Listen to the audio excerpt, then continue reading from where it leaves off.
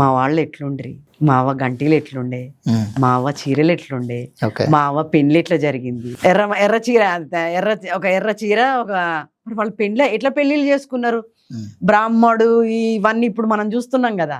ఈ పెళ్లి కాదు, మరి మా పెళ్లి ఎట్లా జరిగింది చెప్పాలి కదా.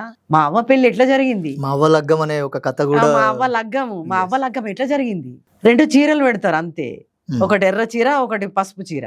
ఆ ఎర్ర చీర కోసం ఏంటి, ఆ ఎర్ర మట్టిలో ముంచి, అంటే మట్టి సంబంధం అన్నమాట. ఎర్ర చీర కొనుక్కోవడం కాదు, ఎర్ర మట్టిలో ముంచిన చీరని పెళ్లి పిల్ల గట్టిస్తారు. ఓకే. ఆ లగ్గంలో ఏమేమి పెడతారు, ఒక తలే తిననీకి, ఒక కంచు ఇట్లా చిప్పలాగుంటది అది ఆకారం, అట్లా 2 తలెలు 2 చెంబులు ఉంటే, ఒక బిందె, ఏమన్నా గొడ్డు గోదా ఉంటే అట్లా మా అవ్వ లగ్గం. అంటే అప్పుడు పెళ్ళిళ్ళు ఎట్లా జరిగినో తెలవాలి కదా, ఈ జనరేషన్ తెలవాలి కదా, జెన్జీ జనరేషన్స్కి. మా తాతమ్మ మా అమ్మమ్మ వీళ్ళందరూ ఎట్లా బతికినరని వాళ్ళకి తెలవాలి కదా. ఎట్లా ఉండేది మేము అంటే నిజంగా, లేకుంటే ఇదే కల్చర్ అని చెప్తారు కదా, ఇదేనేమో అంటారు, మాది కూడా ఇదేనేమో అనే. కానీ కాదు, ఒక భిన్నత్వాలు ఉన్నాయి, ఆ భిన్నత్వాలని గౌరవించే ఒక డెమోక్రసీ రావాలి, డెమోక్రసీ ఉండాలి. Please tell. ఈ 5 రోజుల పెళ్లి, అరుదైన పెళ్లి అని ఒక పాట కూడా వాడుకున్నాం, మనం చూస్తూ ఉన్నాం. అంటే వీటన్నిటికీ వ్యతిరేకంగా ఉంటుందా మీరు చూసినటువంటి? వ్యతిరేకత కాదమ్మా, భిన్నత్వం.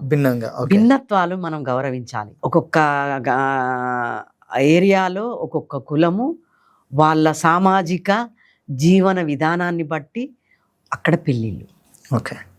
ఆయన నాగలి పట్టుకొని రావాలి, ఆయన ఇట్లా దున్నినట్టు ఇట్లా తీస్తారు, ఈమె ఇత్తులు వేస్తుంటది ఆ పెళ్లిలా, ఇట్లా కనీళ్ళు పెడతారు, ఇట్లా ధాన్యం పోస్తారు, పోలు పోస్తారు, పోలు అంటారు. అంటే ధాన్యంతో మట్టి తీసుకొస్తారు, మట్టి ఎత్తుకురావాలి, కూరాడుకుండలు, ఒక డిస్కషన్ ఉంటది, పాటలు ఉంటాయి. ఆ పాటల్లో ఒక తరం ఇంకొక తరానికి చెప్పే ఒక చరిత్ర పాట అంటే. ఓకే. అంటే మా పాటలు, తలుపు తీయ అంటే పిల్లనిస్తావా, ఆడబిడ్డ కట్నాలు ఇస్తావా, ఏమి ఇస్తావు, అట్లయితేనే తలుపు తీస్తే, లేకుంటే తీయ అంటది ఆడబిడ్డ. సో నీకు నా బిడ్డని ఇస్తా అంటే ఆ బంధుత్వాలు బలగాన్ని పెంచుకునే ఒక అద్భుతమైన మానవీయ కల్చర్, ఒక వ్యాపార సంస్కృతి లేని కేవలం మట్టి మానవులు ఆ పరిమళానికి సంబంధించిన ఒక గొప్ప కల్చర్ అది. సో అది అది నాకు చాలా నచ్చేది తిరుపతి, చాలా మంచిగా అనిపించేది. అంటే నేను ఆఫీసర్ అయినా ఇదైనా కూడా నేను ఎక్కడి నుంచి వచ్చినా అది నాకు అద్భుతమైన కల్చర్. మా మదర్ అన్ని రకాల బంగారం పెట్టుకునేది. ఈ పేదరికం అనే పేరుతోని మొత్తం కల్చరే లేకుండా చేసిండ్రమ్మా. అరే ప్రజలకి కల్చర్ ఉంటుంది, భిన్నత్వాల కల్చర్ ఉంటుంది, వాళ్ళ పెళ్ళిళ్ళు ఎట్లుంటాయి, వాళ్ళ సమర్థలు ఎట్లుంటాయి, బాలెంతకి వాళ్ళు ఏమేమి ఇస్తారు, బాలెంతకి ఎంత సైంటిఫిక్ మెడిసిన్ ఇస్తారు. నీళ్లు తాగిపించారమ్మా బాలెంతకి, ఒక గంటెడు నీళ్లు, అది చాలా కష్టంగా. దాహం అయితే వాము బుక్కిస్తారు, ఒకటే పూట వేడి అన్నం, అది కూరలు కాదమ్మా, అవి వెచ్చాలు. వాళ్ళ కోసము మిరియాలు ఇంకా రకరకాల సీదులతోని కలిపి దంచి వాళ్ళ కోసమే బాలెంత తిండి. వాళ్ళు చాలా బలంగా ఉంటారు. పాలు పడని అనే ఇది ఉండదు. ఒక మెడికల్ ఇది కూడా తీసుకోవట్లేదు.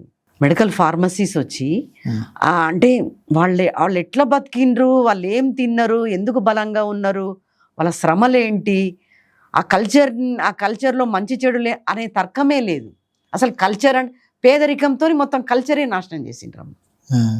సో ఈ మా అవ్వ లగ్గంలో అప్పుడు ఆ లగ్గం ఎలా ఉంది, ఏమేం చేసేవాళ్ళు అన్నీ వివరంగా ఈ కథలో రాశారా? అవును, ఈ గునుగు పూలు పుస్తకం. గునుగు మదర్ వాళ్ళ అంటే పెళ్ళిళ్ళకి వాళ్ళకి ఎట్లా ఏమేమి ఇస్తారు, పిల్లకి ఏమేమి ఇస్తారు, అంటే వాళ్ళ స్తోమతను బట్టి పిల్లకి ఏమి ఇస్తారు, పిల్లగాడికి ఏమి ఇస్తారు, వాళ్ళ స్తోమతను బట్టి అది రాసిన. ఈ లగ్గంలో వివక్ష ఏముంది మేము అంటే, వివక్ష గురించి మాట్లాడుకుంటే? లగ్గంలో వివక్ష అంటే ఏ వివక్ష మీద చెప్పమంటారు? వివక్షలు 100 రకాల వివక్ష, 1000 రకాల వివక్ష కదా. నేను ఏ వివక్ష మీద మాట్లాడమంటారు?